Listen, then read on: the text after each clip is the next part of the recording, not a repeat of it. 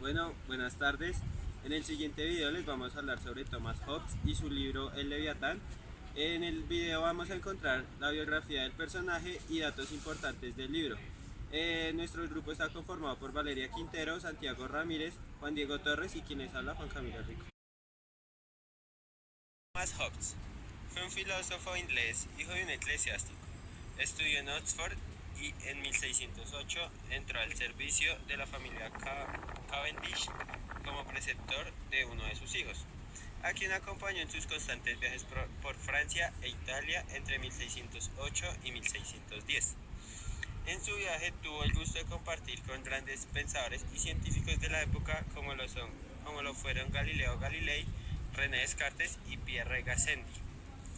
En 1637 volvió a Inglaterra, pero debido al mal ambiente político por la guerra civil, tuvo que abandonar su patria e instalarse en París en 1640.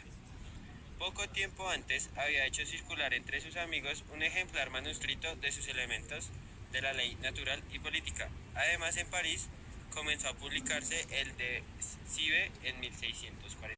En 1651 abandonó Francia y regresó a Inglaterra, llevándose consigo el manuscrito del Leviatán, sin duda la más conocida de sus obras, y de las que hablaremos más adelante. En 1655 publicó la primera parte de sus elementos de la filosofía, y en 1658 su segunda parte. Estas dos obras completaban la trilogía iniciada con The Sieve, nombrada anteriormente. Tras la restauración de 1660, las acusaciones del ateísmo que lanzaron los estamentos eclesiásticos los llevaron a retirarse de la vida pública. Durante los últimos años de su vida hizo una traducción en verso de Ilíada y la Odisea de Homero, y escribió una autobiografía de versos latinos.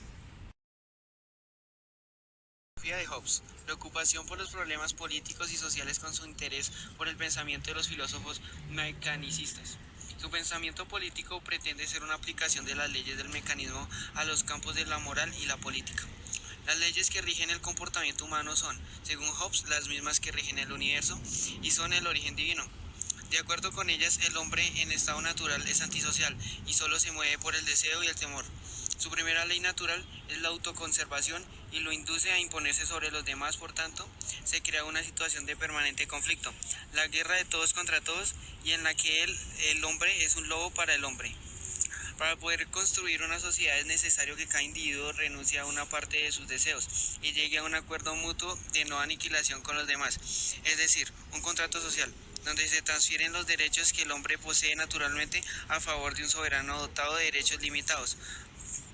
Para este monarca absoluto su soberanía no reside en el derecho divino, sino en los derechos transferidos y sería el único capaz de hacer respetar el contrato social y garantizar el orden y la paz. Leviatán. Este se ha convertido en uno de sus textos más importantes al momento de entender la política occidental. Fue escrito en un tiempo hostil durante la Guerra Civil Inglesa y expone la fría realidad del ser humano, donde éste es egoísta, competitivo y violento. En su estado natural, opina Hobbes, los hombres viven en una condición anárquica, una guerra de todos contra todos por la supervivencia, sin una clara distinción entre la justicia y la injusticia. La vida en esta forma es solitaria, pobre, desagradable y salvaje. La forma que tiene el ser humano de escapar de este estado de desesperación es mediante un soberano poderoso, el Leviatán, cuyo gobierno sea consentido por la mayoría de los individuos que le ceden parte de sus derechos y asumen su autoridad. El soberano puede ser un individuo y para Hobbes la fórmula predilecta es la monarquía o el parlamento, pero en cualquier caso el fin de su poder es acabar con la violencia. La autoridad debe imponer un miedo que aplaque los peores instintos del hombre y haga que estos le teman al castigo debido al mal comportamiento. La visión de Hobbes y su obra fue acusada de blasfemia. Sin embargo, su rechazo a las percepciones optimistas sobre el ser humano, junto con ideas de Maquiavelo, nos llevaron a cuestionarnos y ver las cosas como son y no como nos gustaría que fueran.